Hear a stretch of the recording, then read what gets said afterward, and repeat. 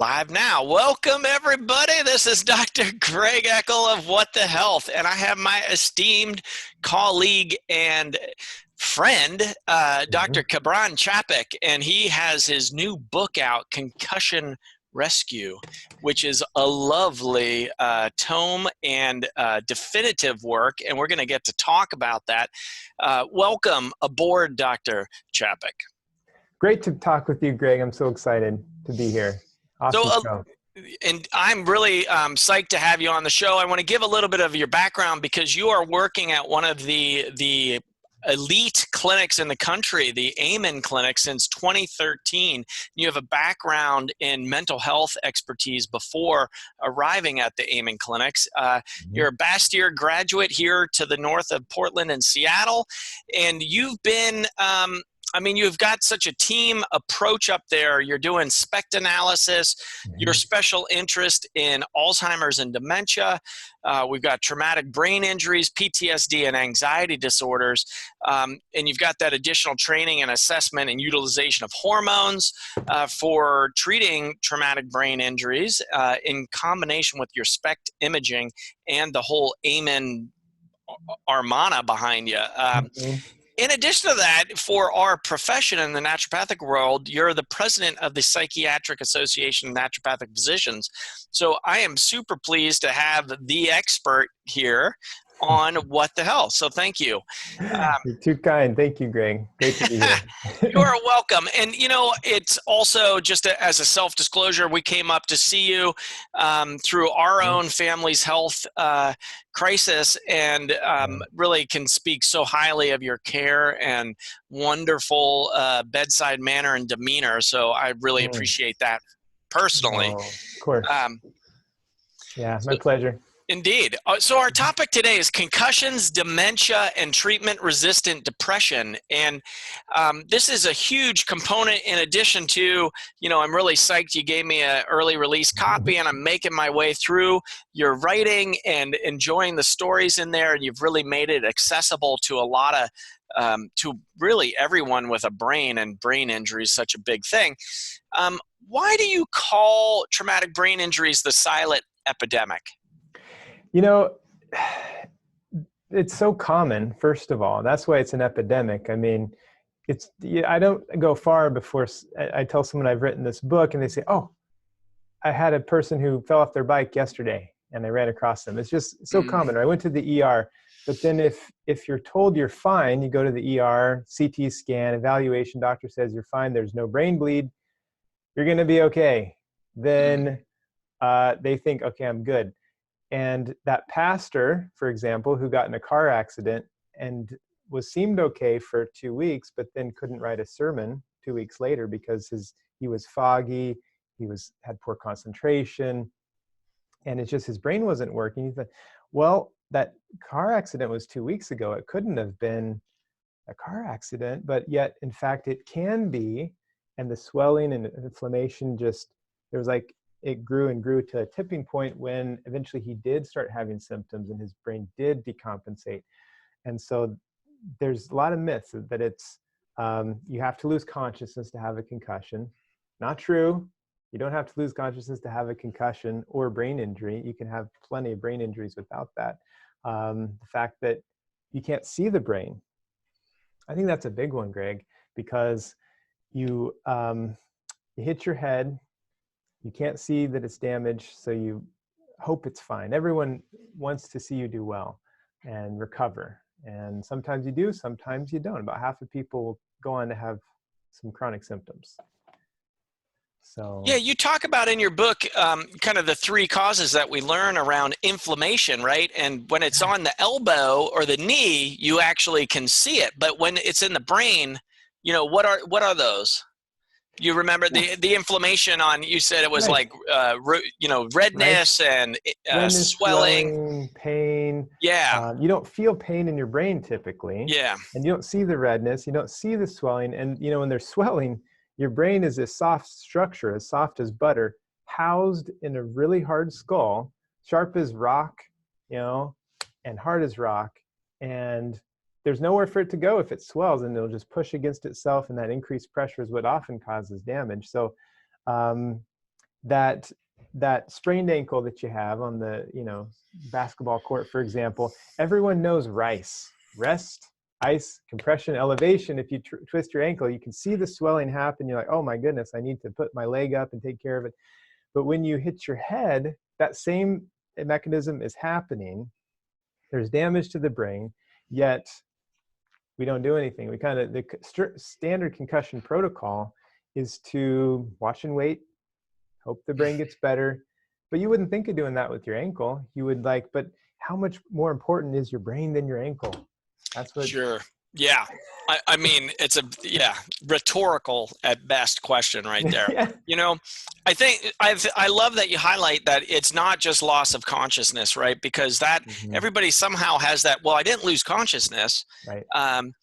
And sometimes it's not even a hit to the head directly, but it's a real big jolt to the body, and it hits the whole apparatus in there, and your brain rattles around. You rattle your brain. It could be from a motor vehicle accidents. It's just enough whiplash to, jostle the brain inside the skull.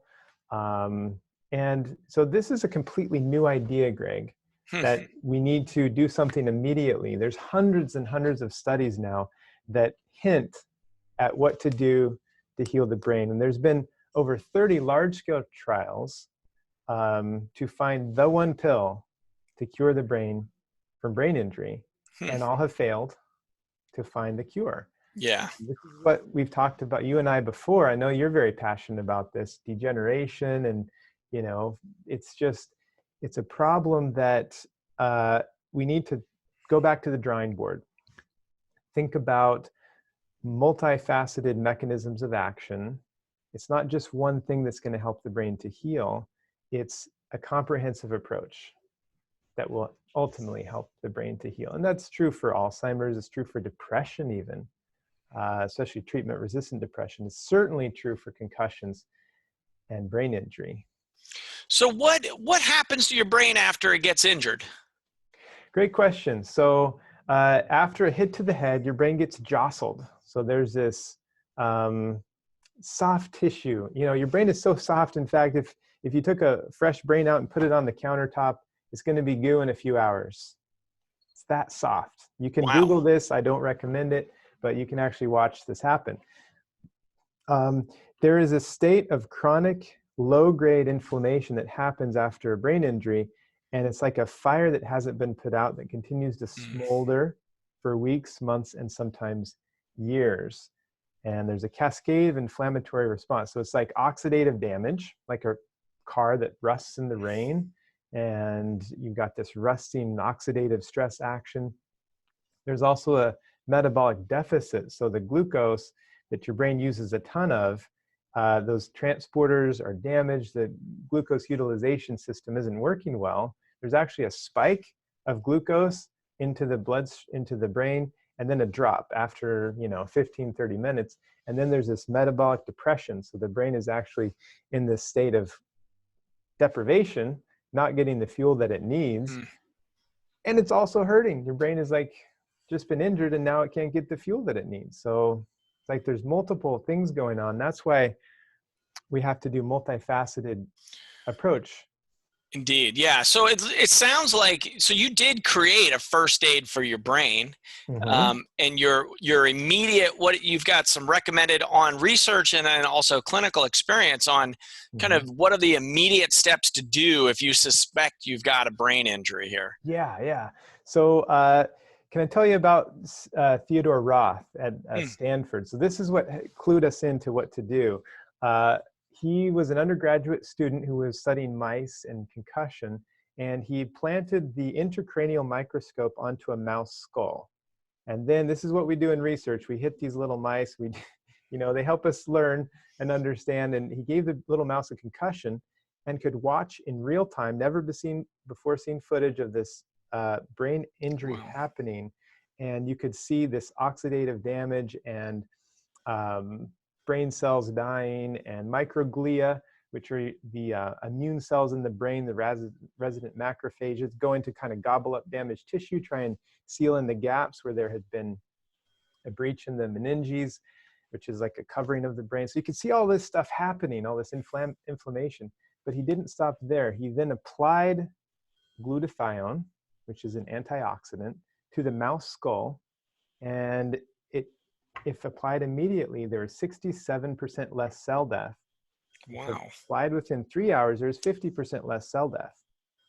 So there's this window of time in which to do something. Back to the rice analogy. It's like, yes, let's do some brain rice, basically. Yeah. And then there's another study with active military in Afghanistan, I believe. They had 81 of them, double-blind trial, and they used NAC, which is a precursor to glutathione. This is a supplement, totally safe, really very low side effect risk, antioxidant. They gave them a whopping dose. They gave them 4 grams immediately. And then, you know, over the course of that week, lots of NAC. And after a week, those who didn't have NAC had 42% recovery, but those who did had 86% recovery in concussion symptoms. So these were 81 military who had a concussion. They went to the medic and were given NAC. So 86% of them recovered, you know, within that week. So wow, within the week. I was going to ask on the time. Do you know what the dose was of the NAC? So 4 grams immediately, and then 2 grams twice daily for 4 days, and then 1.5 grams twice daily for 3 days. So more than normal, but not like crazy doses. Yeah.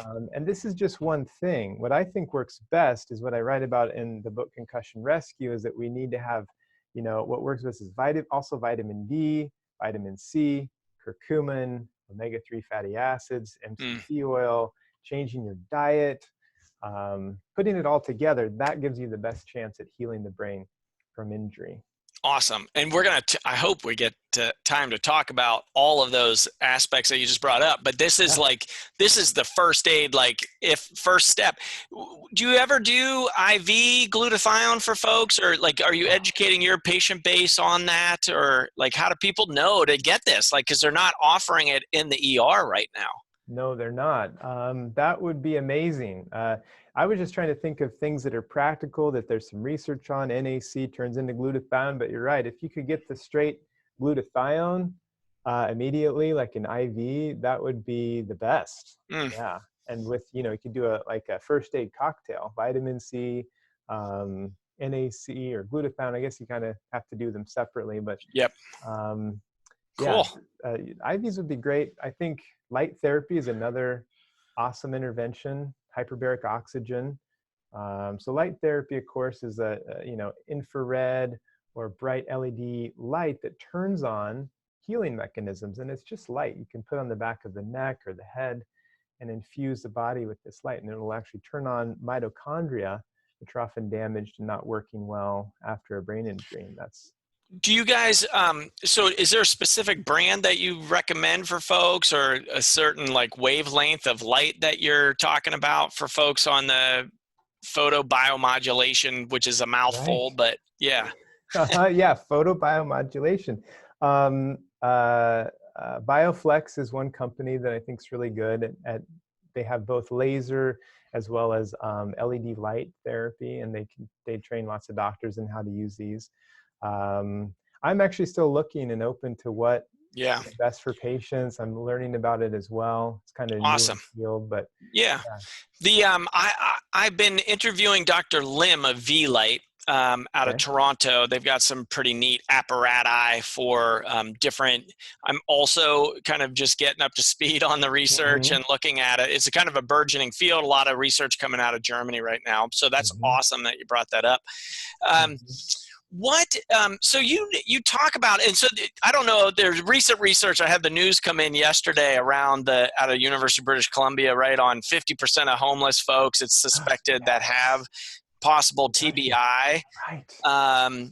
And so looking at kind of the long-term repercussions, because a lot of folks go like through sports or whatever, they go in, there's no bleeding, right? Maybe minimal loss of consciousness or no loss of consciousness. They're just told to go home. It's going to get better. But, you know, we know because of this oxidative stress component of the injury, the fire starts, and then you got to put that fire out, or it, like you're saying, the example you gave of 2 weeks later, this preacher wasn't able to write a sermon. So you're in the book, you talk about not knowing what some of the problems are with dealing with like attention and memory, depression problems, personality changes. Right. And those may be due to a way in the past brain injury. Yeah. How can you tell if your issues are due to a past brain injury or not? It's a great question. One of the ways is just to think back on, did I hit my head around the time, when did my personality change? When did I start having difficulties? Was it when I started playing football, for example? So let me tell you a little quick story. A patient we'll call Jeremy, who was 21 when he came to see me. He's this jazz drummer, really active kid. And he had been suicidally depressed since he was 14 years old. And he was smoking pot, dating a girl. He was in a toxic relationship he wanted to get out of. His band wasn't doing anything. Poor diet, crappy diet. And he had tried every class of medication. He had been to every therapist, well, not every, some really good therapists, CBT therapy. He had tried DBT, hypnosis. Nothing was working for this kid. And so they came here. These are the patients we often will see. And we looked at his brain. Clearly, he had had a brain injury. He had damage to the left side of his brain, which is often associated with depression. And he had no history of brain injury listed on his intake. And so I said, Jeremy, have you ever had a brain injury? He said, no, I've never had a brain injury. Asked his mom, who was there, no. Well, okay, this is what you have to do, because we minimize this. We try and ask patients at least 5 to 10 times at Amen Clinic, because people forget, or they have amnesia, or they brush it off. Have you ever played, well, first of all, have you ever fallen out of a tree? Have you ever had a car accident, fallen off a bike, off a horse, dove into a shallow pool? No. Said, well, did you ever play contact sports? Oh yeah, I started playing contact sports at 13 years old or so. And he was matched up against the coach's son, who was just 6 foot tall at the time. And Jeremy was a scrawny little kid, and he would just get, pounded. Pummeled. Pummeled. And he would have headaches and dizziness. And so he was having repeated concussions. And so when we put him on a program to heal his brain, like is in the book Concussion Rescue, he started to have relief of his depression symptoms. I said, you got to stop smoking pot. And he did. Several months later, no more suicidal thoughts. Several months after that, no more depression. Broke up with the girl. Now he's about to graduate from the Berklee School of Music in drumming, and a couple years later. So wow. That's phenomenal. So that was 7 years later. He's still having, just spin out for that long. Oh, yeah. Mm-hmm. With not tackling that oxidative stress in the brain. Greg, one of the things I've learned working in mental health the past 12 years is that mild traumatic brain injuries are a major cause of mental illness. Nobody knows about it. So when you hear traumatic brain injury, you're thinking like major, like my head went through the glass of the car. Right. So how much impact are we talking about here? So brain injuries are cumulative. So you fall as a toddler, of course, that's normal. But then maybe you crash on your bike, you hit your head, you kind of got your bell rung, but you shake it off. And then you start playing football in Pete Pop Warner. And then, so then by the time you're 18 and you get in a bicycle accident and it's not that bad, you don't lose consciousness, but you hit your head, it's like the straw that broke the camel's back. And so brain injuries are cumulative, for one, and everyone's different as well. Like there's this idea of brain reserve where, you have a certain amount that you're born with as far as health of your brain, and you can either get better or worse as you go through life. Things that make it worse: alcohol, drug use, not learning, not exercising. Things that make it better: healthy diet, exercise, get enough sleep, positive relationships. So if you set yourself up, it's like, why do two people who are in a tank in a war and the tank gets blasted and one person has a concussion and post-concussive syndrome and the other doesn't? Has a lot to do with that brain reserve and how they were at the time of injury. So interesting. yeah. How about genetic component? Are you finding any like genetic patterns that make one Mhm. more susceptible or less brain reserve? Well, I'm sure you heard of the ApoE4 allele. So that is the gene for Alzheimer's disease, typically, and ApoE4. And essentially, it means that your body's going to be more inflamed if Hmm. you're triggered. So if you have an infection or if you have inflammation of some kind, your body will take it and run with it, so to speak. High blood sugar, you really got to watch that. So they've done studies that show if you have the ApoE4 allele, uh, it wasn't that you have worse symptoms immediately, but you're more likely to have post-concussive syndrome or problems 6 months later because, why does one person heal and stop that low-grade inflammation that smolders and those where it continues on for months and months? Part of it is genetics with that Hmm. ApoE4 allele. Interesting. So are Mhm. you guys testing? Is that part of the lab workup? We talked about, um, I think different markers. So Right. like Labs. workups, like are there different tools or tests or blood tests that point to brain injury that you can assess that way? It's interesting, they're working on a test for concussions, and in the, at Oktoberfest in Germany, they have this, I think it's S100B or SB100 test. If a lot of people hit their head, they're wandering around with their Their pint, pints. yeah, Okay. and they hit their head, they fall, and they can't send everyone to the ER for a CT scan, so they're trying to develop a blood test, a rapid. It would be so handy to have this on the sidelines. Yeah. And so the thing is, we were talking about earlier, the mechanism, it's so multifaceted. So some people will have this release of S100B, other people will have other inflammatory factors Mm, release, other people it will be more just damaged tissue and blood flow, and does it really capture if you have a brain bleed or not? So these are all things that questions. questions. It's not perfect, but I think we're getting close to having a test for brain injury. And once you've had it, so most people that we see are not acute. It's more Hmm. like we see patients after years and years, they haven't gotten better. It may or may not be due to a brain injury. Like 4 out of 10 patients who come to Amen clinics have had a brain injury, even if they're not coming in for that reason, like Jeremy. So Wow. it's so common because we just don't look at the brain typically. And so you Yeah. don't know unless you look, Right. right? And Yeah. so one of the ways that we look is by doing labs. And that's, many doctors can do the labs, even if you don't have SPECT imaging. You can check, are you low in zinc, vitamin D, iron, copper, omega-3 fatty acids? If those are deficient, it's going to be much harder to heal your brain from brain injury. Mm, And then there's hormones. So, 25 to 50% of people with a history of brain injury have damage to the pituitary gland. It's a master mm. hormone gland. And you can check for pituitary hormone deficiencies. Um, How do you do that? well, it's a blood test. So for example, testosterone is one of the most common ones. And this I learned from Dr. Kevin Yuen, who was a researcher at Swedish Neuroscience Institute here in Seattle. And I'm going to apologize on the air to him because I had been told that he had passed away. And so that's what I wrote in the book.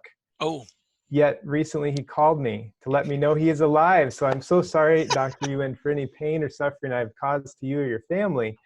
But I'm so happy to know about you. You're yeah. in you're in Phoenix, Arizona at the Barrow Pituitary Center. He's one of the top researchers in pituitary deficiencies and TBI. And in fact, he did this research that's similar to Amen Clinic's research, where showing that about 25 to 30% of football players have testosterone and growth hormone deficiencies. These hulking guys, these Wow. Hercules, they're deficient in testosterone, many of them, but it can be repleted, and that can cause many of the symptoms of post-concussive syndrome and similar, like depression, irritability, memory loss, Wow. can be due to low testosterone, for example. Interesting. Hmm. So that would definitely, when you're talking about brain reserve, looking at the hormonal component, are there things on just general labs? Are you looking at specific inflammatory markers? Are there any inflammatory markers for the brain Mhm. particularly, or more just systemically? More systemically, you can do IL-1, IL-6, IL-10, but again, if there's any of like HSCRP, these are all inflammatory markers, and they could be inflammation anywhere in the body. So when you've got a cold and you're sick, you'll spike HSCRP as well as if you had had a brain injury. So it's really not specific, but it's still bad, and it's still something you can track and measure over time. So I do like doing those as well. I love labs. I love checking Yeah. for inflammatory markers, and average blood sugar is really important and key. That's hemoglobin A1C is one of my faves. Hmm. Um, Do you have an and ideal number where you like your patients to have their hemoglobin A1C? around 5.1, 5.2, Sure. if they Yeah. start getting, what about you? Yeah, I like it. Really below 5.3, I'm fine with, as long as Hmm. their fasting glucose is around 80 to 85. But Hmm. typically, if their fasting glucose is there, they have a lower hemoglobin A1C. So it Makes tends to sense. go in that pattern. Hmm. Are there other tools or tests that you use as far as to diagnose for a brain Hmm. injury? Yeah, I think the best treatment starts with a great assessment. And Hmm. so in addition to that history, I think of it as 3 steps. So first is the history. Ask, okay, have you ever had a brain injury? Have you ever fallen out of a tree? You have to ask specific questions. If you had dove into a shallow pool, um, and it's so funny how many people will, by the third or fourth time you ask them, they'll be like, Oh, oh yeah, I did have a serious, bike accident. Fell off a bridge and I lost consciousness for 5 minutes. Do you think y- that counts as a brain injury? yeah. Is that what you're Yeah, talking about? yeah. Yeah. The second component to the history is cognitive testing. So I really like doing either web-based cognitive testing. We use web neuro in our clinic. There's CNS vitals. There's all these different measures which look at attention, memory, and mood. That's why I like web neuro, because it adds the mood component to see if there's depression or anxiety underneath as well. Mm. And then imaging, so useful. So we use SPECT imaging, which stands for Single Photon Emission Computed Tomography, SPECT. And it's a type of functional imaging looking at blood flow in the brain, what's overactive, what's underactive, and is there any imbalances, is there any injury? And it's very sensitive at picking up these changes. And it's best used in context of the clinical history with the patient. So we put those two pieces together, and it gives us a really good idea of what's going on with someone. Um, then, of course, laboratory testing is really important. Um, and those are the 3 components. Love it. And so talk about the SPECT imaging, because you guys are pretty renowned for that, really bringing that to the forefront, Mhm. kind of color 3D image of the brain, right? Right, easy to understand. You get this nice 3D, it looks like a brain, but it's not the structural piece like an MRI or CT, it's looking at blood flow. Mm, And we didn't come up with SPECT imaging. This has been used for 50 years in hospitals all around the world for heart conditions, for other brain conditions, looking at dementia and things. But we have used it the most. I mean, we have the world's largest database of SPECT scans, brain SPECT scans in the world. And so we mm, now have wow. 150,000 scans. So we can do research, we can, when patients come in, we can look at their brain compared to our database of other scans and pick up patterns. So it's really fun to be able to do that and use that. I feel like a kid in a candy store with this sort of at my fingertips, having this functional imaging is so cool. It's pretty cool. And then you can show like progress with a treatment program. Right. So for example, we'll rescan people after 6 months or so and be able to see if they've improved, if we still need work to do in a certain part of their brain. Um, and so I like to say that we use SPECT imaging for 2 reasons. One is diagnostically, helps us understand what's going on and with things that we can't see at the outset. The second is therapeutically, Mm, hugely motivating when you see your own brain and it doesn't look so good. yeah. It's like, oh, I need to follow everything on this plan to make it better. And then you can see improvements and changes. It's very gratifying, especially one of the most important things there, I think, is with dementia and Alzheimer's, because that's a scary one. Like most people who have been diagnosed with Alzheimer's or dementia, mild cognitive impairment even, think there's nothing they can do, and it's just a downward slide. And so SPECT imaging is different from MRI. If you've lost cells on MRI, you've lost cells. If you've had atrophy, it's very hard to get that brain back. But on SPECT imaging, because it's sort of ahead of the curve, we're seeing where the brain's headed. It's inactive, but it may not be dead in some areas, for example. So we can put a patient on a really comprehensive program and then rescan them in 6 months. And they may be 80 years old, but if their brain looks better, we know we're headed more away from dementia, or at least stabilizing things versus headed towards it. And it's not that we're curing Alzheimer's and dementia, not to get that idea, but that we want to delay progression so they'll die from something else or outlive the condition, at least maintain their level of cognitive function. That's our goal in any case. Love it. All right, I'm going to take a quick station break. This is What the Health. I'm Dr. Greg Eckel. My guest today is Dr. Chapek of the Amen Clinics, and we are talking about concussions, dementia, and treatment-resistant depression. If you like what you're hearing, please go out and rate us on your favorite podcast platform. Share us with your friends and family. That's why I created What the Health. You're not getting this information anywhere else, and this is a lifesaver. I mean, one of the biggest points that I want to highlight out of that first part that you shared with us is mental illness it could be from a brain injury, right? We need to put mental illness not just in its own category, but really couched in with brain and neurodegeneration. Like those are interchangeable here. I mean, that's a pretty radical statement. And I think I really want to thank you for bringing that out, because it is, for depression and anxiety, you know, folks are being told they're basically deficient in these pharmaceutical drugs, where you're saying like, no, this could have been from, you know, I'm amazed at how many people have actually fallen from horses. When I ask that litany of questions, I always ask, well, did you fall off a horse? They're like, oh, actually I did. Like, really? Like, where? That's a long fall. I mean, horses are big. Yeah. Yeah. So that aspect, I really want to thank you for highlighting that, because it is such a big piece of our mental well-being. And depression, anxiety, I mean, these things they're like full blown in our society.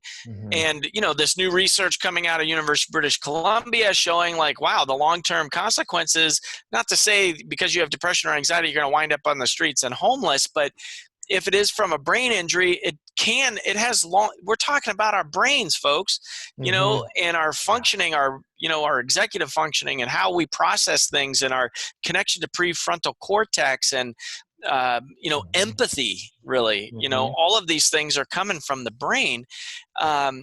So yeah, I just wanted to put some energy into that one, because that's awesome. Yeah. That's awesome. I think you're right. It's like, depression, anxiety is not just a deficiency of Prozac. Yeah. It is there's an inflammatory state. It is a organic condition as well. It may be caused by psychological factors, or it may be caused by physical factors, or a combination thereof. But and there's some research to show that sometimes SSRIs and SNRIs will increase BDNF and maybe decrease inflammation in the brain. Maybe that's partly how they work. You know, interesting. So BDNF, for folks that are listening, brain-derived neurotrophic factor, and it's kind of basically growth factor for new brain cells, right? Yeah. Interesting. So that kind of a secondary mechanism of action, not just in serotonin in the receptor sites there. Exactly. And, you know, I'm in Seattle, and we do have a huge homeless problem here. And like you said, 50% of people are males. I think 40% of females on the street have had a brain injury before they were on the street. And so how much is that contributing to their level of function? Like you said, decision making. It's hard to work if you can't make good decisions, or you're impulsive, you get yourself into trouble. It's really hard for people to function after a concussion and brain injury. So often people will end up on the streets. And what if we gave them, instead of, or in addition to food and shelter, healing Yeah. brains? How much Yeah. would that be? That would be a radical change of public policy, which would be awesome, because it is really a pandemic issue in the Northwest, and I think across the country we're seeing a ton of homelessness. So just switching gears a little bit, how do games and meditation figure into TBI treatment and healing processes? Then we're going to talk about, I want to talk about your book specifically and some things to plug some folks into. So, but on the games and meditation, that was one component that was, a lot of people say for dementia or Alzheimer's, they want to, they're doing their crossword puzzles or, along those lines. But in particular for traumatic brain injury healing, games. Yeah. Well, it's funny when you said games, the first thing I thought was video games, and that if you want to worsen your focus, play more video games, watch more television. Yeah. But to strengthen your brain, you want to do more.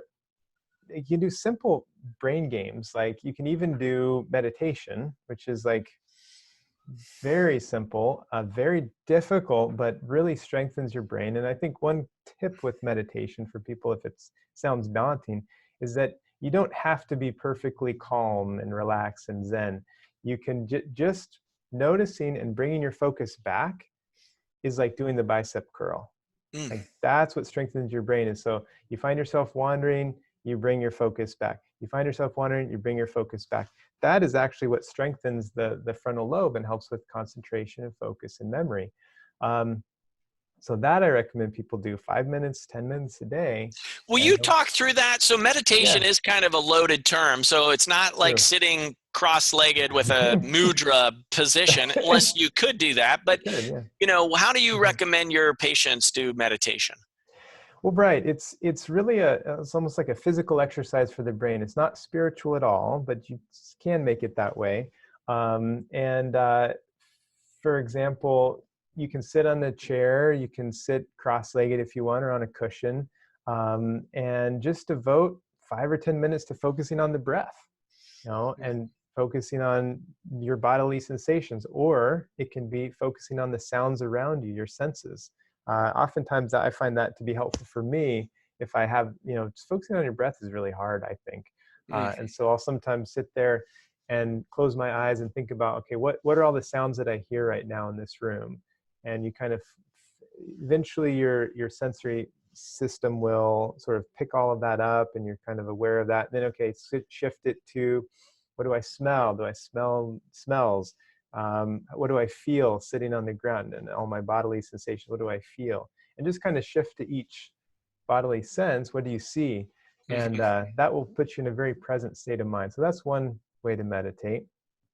And other people like to chant something or think of one particular phrase, and it can be, doesn't have to be, again, spiritual. If you're a Christian, you can have like focusing on a God of love. If you're more interested in Eastern religions, it can be sutra of some kind, and satanama or something like this. Then there are other types of brain games, and it can be pencil paper, like you said, crossword puzzle or Sudoku. It can be, we have My Brain Fit Life at Amen Clinics, and that has brain games. You go to the green tab, Train My Brain, and you can do different focusing and concentration exercises, Brain HQ, Lumosity. There's many different ones out there. I just think the frequency is important, and doing something every day, and also cross-training. So if like you're an expert crossword puzzle person, don't just keep doing crosswords. Your biceps are already strong there. You want to get your legs, do some Sudoku or some math problems or something like that. Cool. So learn a language. Yeah.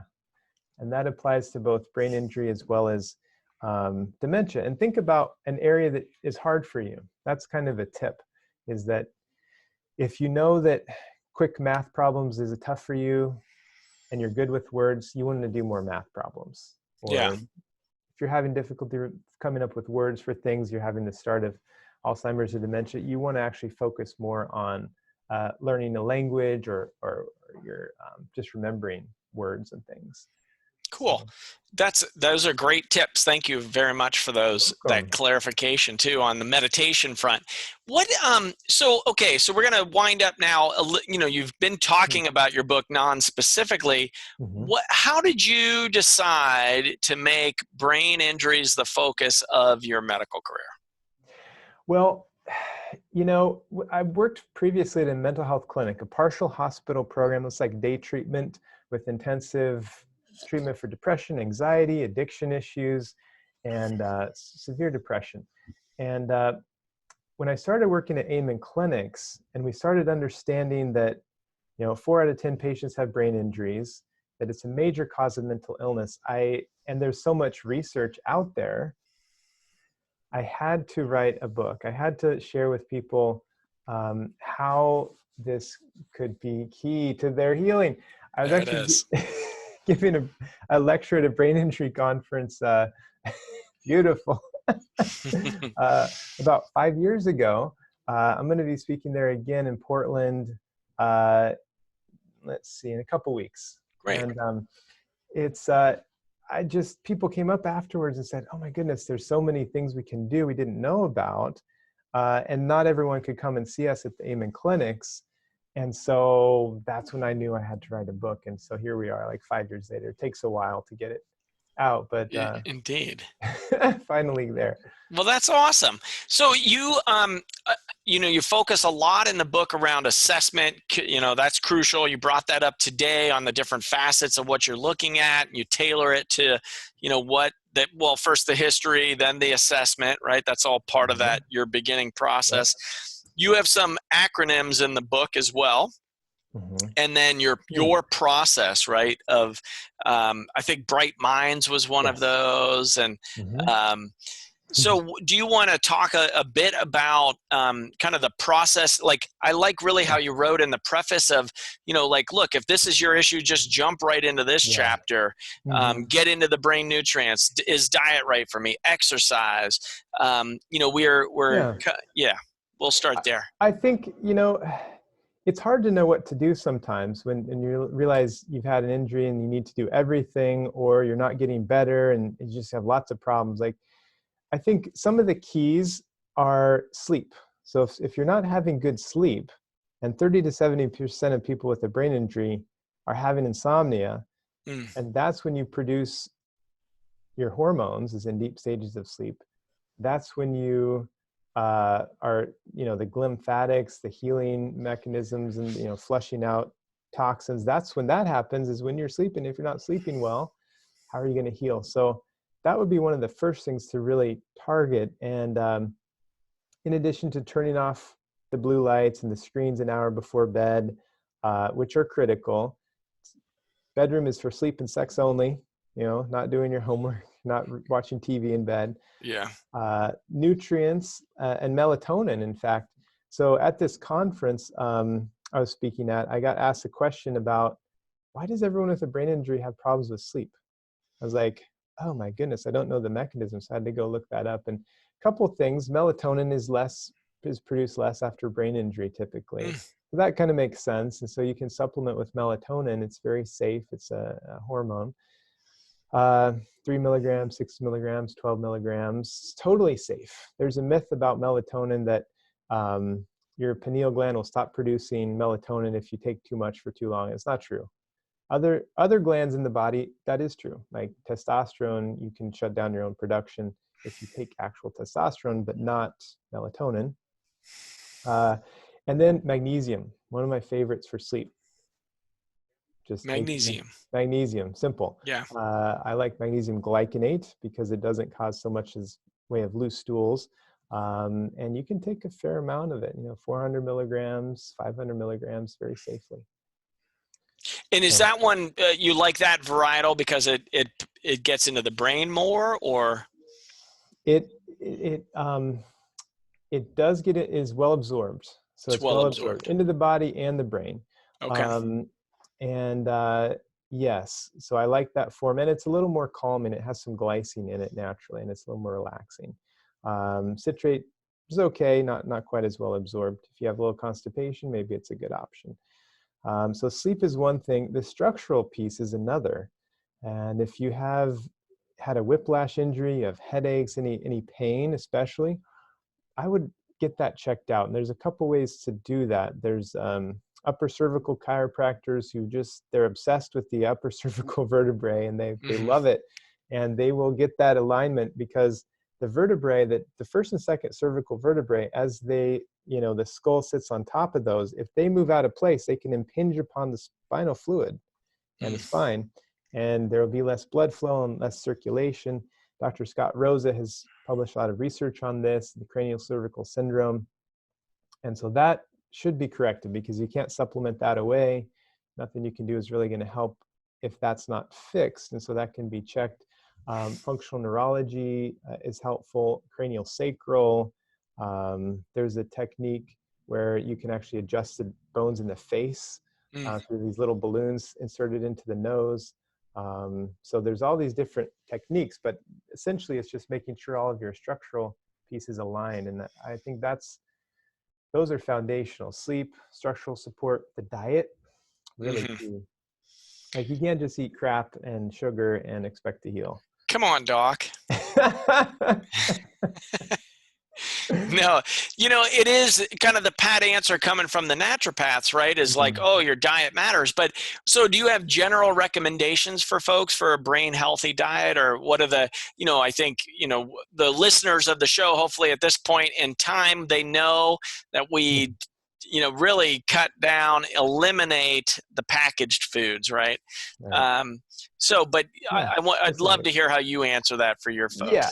Well, if you haven't, tried the ketogenic diet, that's the one that probably has the most research-ish on brain injury. They're actually working on a study specifically to treat brain injury. There's a few pilot studies showing it's safe and may be helpful, but there's really a good one coming out this year on ketogenic diet, which is a high-fat, low-carb diet.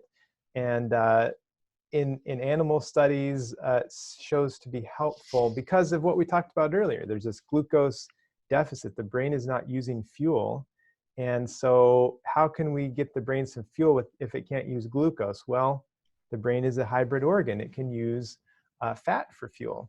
So if we restrict carbohydrate, force the body to use fat for fuel, those ketones can go by osmosis almost into the brain. There's less steps to use them for energy. I think it's about 3 or 4 steps versus 9 to 12 to use glucose for fuel. You can use a ketone body for fuel. So I recommend the ketogenic diet, at least to consider it and try it. It's not for everyone. And if otherwise, step into it gradually. Start with protein at each meal. Then add healthy fats, which is avocados, coconut oil, butter, grass-fed butter, macadamia nuts, things like this.